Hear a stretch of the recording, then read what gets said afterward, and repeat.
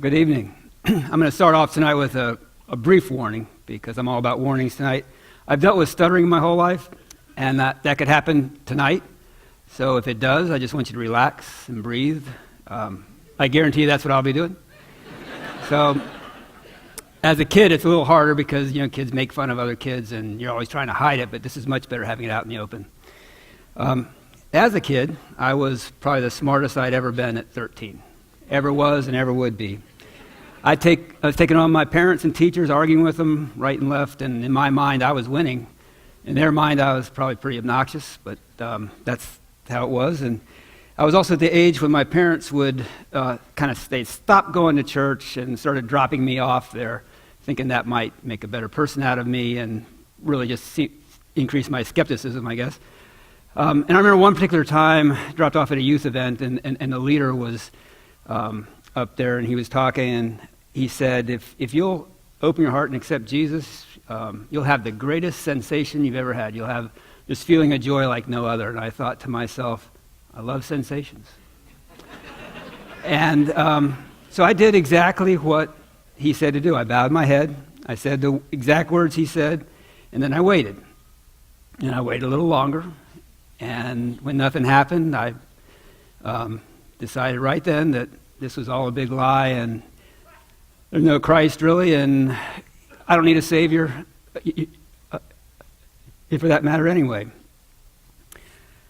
I at that point I proceeded to live the next 20 years basically with that attitude.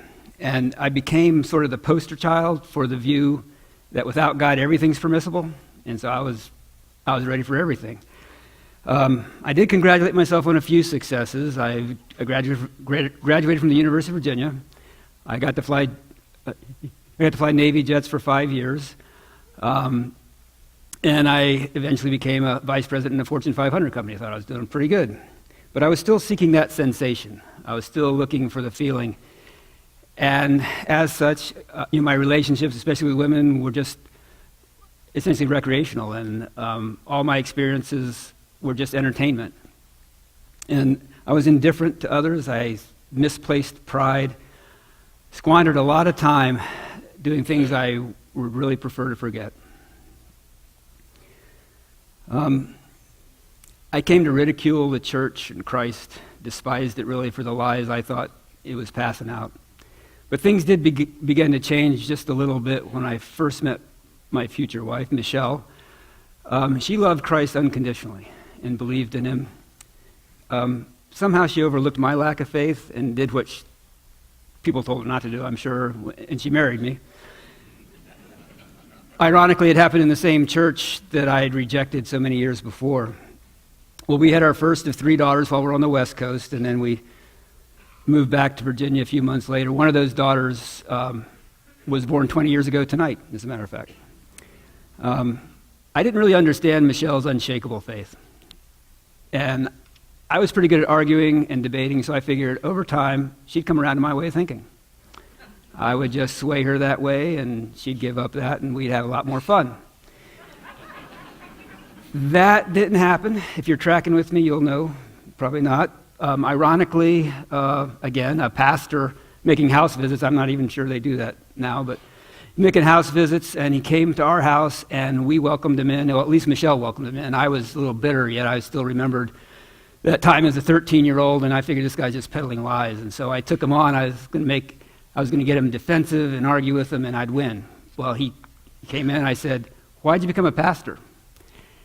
And waiting for my opening, and he said, without getting defensive at all, "God called me." This was kind of new to me, and I said, "Huh?" Just didn't expect it. And he said, again, with this unearthly peace, he said, "God called me to this place." And I heard for the first time this sort of this still, quiet prompting that this is the truth, and you should listen to it. It was really unsettling to me. I liked not believing. I liked doing things that were permissible to me, and I didn't know what to do with this. But there was this gap of time where I allowed the concept to enter in that, what if I'd been wrong? What if he was telling the truth? What would I do with that? See, what this was this little gap of time was a moment of grace. It was, and see, grace, you can't earn grace. Grace is this little bit of favor God give you that's unmerited, that opens your eyes to reveal his truth. And soon I did come to believe that Christ's ultimate act of love was to pay the penalty for my rebellion and my disrespect toward God all that time. And I thought, what kind of love gives up a life for someone who made fun of him for 20 years? And it began to change my life. But you see, my love had been dysfunctional, impatient, messy, and rough. And his love was this smooth, precious, sacrificial kind of love that knew no bounds. And I believed it, though, because it was the truth, not because of a sensation it gave me or a feeling, just because it was the truth. I could look back and I could see so many moments that I had missed where there were gaps of times where he had tried to warn me, and I'd rejected those warnings. But if I'd gone on without the love of Christ in my life, I'm not sure how I'd handle what happened next. And you see behind me a kind of odd figure. It's a model of a hepatitis C virus, slightly larger than life size. There's probably, at any given time, 5 to 10 million of these in my blood, in a milliliter of my blood. So just in a couple drops, there's 5 to 10 million. So to me, it's evil. But these little spikes, they're sort of like darts. They stick out, and they allow the virus, which is nothing but a strand of RNA coated in protein, allow the virus to pierce the liver and attach to it and infect you. I'm told I was most likely infected when I had a transfusion back when I was a very young man. That may or may not be the case. I don't know. I went through surgery that year. I went pretty well. In fact, I found out later I didn't really need the transfusion at all, but I guess they thought there it's hooked up. What's the harm in giving them this, right? So it was heartbreaking just the same to find out. But I really didn't learn it till 15 years later, because this disease can be quiet for a really, really long time. I was married, had a child, and I had a disease with no known treatment, no name, and just a lot of uncertainty about it. It's a disease that's known for not being known. A lot of people have it that have no idea. I want to mention right here, though, that I've been married for 26 years. My wife's been tested routinely and always found free of the disease. And the fact is, there's no evidence, no causal evidence anyway, that in a healthy, faithful marriage that the disease is sexually transmitted at all. In me, it's progressed really slowly. And I've had plenty of time to reflect, had plenty of time to try treatments. Been through 3 of them. Each one's about 12 months long. I've always been really durable. You know, I could take a lot of abuse. I got outstanding grades in Navy survival resistance training. I got my best flight grades at out of control flight. You know, yanking and banking and pulling negative G's and everything. I was always thought I'd actually make a pretty good prisoner, but no, that's true. But I know why the treatment's called chemo light, and I really feel for people that have gone through chemo. But basically, my hair fell out, my skin sloughed off, and I bled in all these weird places. And I'd wake up and there'd be. And one time, my hemoglobin dropped to really dangerous levels, and I couldn't even make it around the block. I'd run the Army 10-miler the year before. Now I couldn't go 100 feet without, trying to catch my breath. Even then, I couldn't really catch it. And I tell you what, all those treatments would have been fine with me. I could take all the abuse if any of them actually worked. It would have been great. But, there was one time last year, I called up to get the results of one blood sample, and the person on the other end of the line said, hey, your sample's negative. I said, what does the negative really mean? He said, well, it means there's no detectable virus in your blood. I thought, I was skeptical, because that's how I am, and I drove down to the office. I had them print out a copy, had my own copy, looked at it in black and white, and there it said, you're free of this infection, no detectable virus in your blood. So I walked off praising God, thanking all the friends that had prayed for me. I was on top of the world for about 3 weeks, and if you might be able to guess here, that the next blood test showed that I was right back where it started, and actually the previous one had been a lab mistake. And those things happened, but I'd gone through 6 years of this and never had a lab mistake, so I was deflated and I was angry. And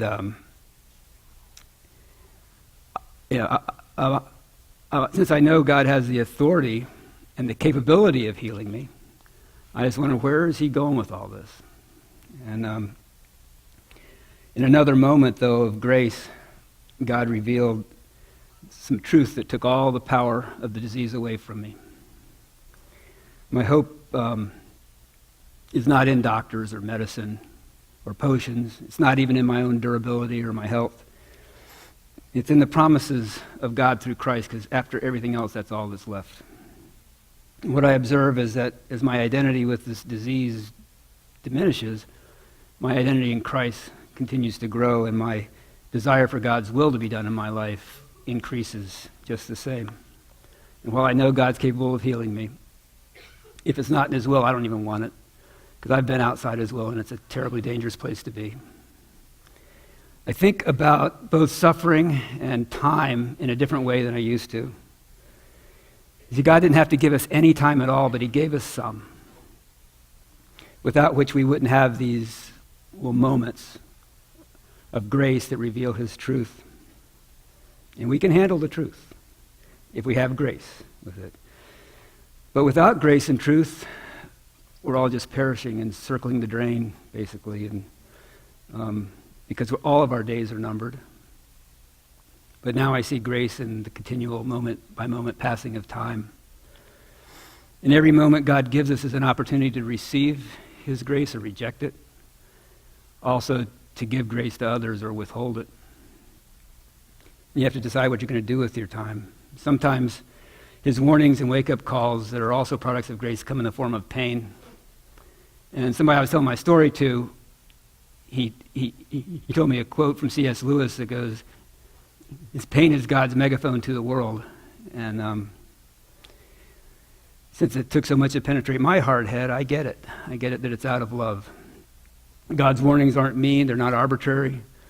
They're his wake-up calls to guide the broken and the lost back to himself, to come back home. Do you remember that hepatitis C virus? How it has the dart-like projections and that attack the liver, and how many people are infected that don't know it could cost them their life? Well, mysteriously, the largest demographic segment of people diagnosed with the infection are men who've had multiple sexual partners. And sadly, to me now, that describes a lot of my college life, a lot of my Navy flight training days. And I want you to consider what I had to consider in Proverbs 7, verse 21 through 23. What it says there is that by her many persuasions she entices him. By her flattering lips she seduces him.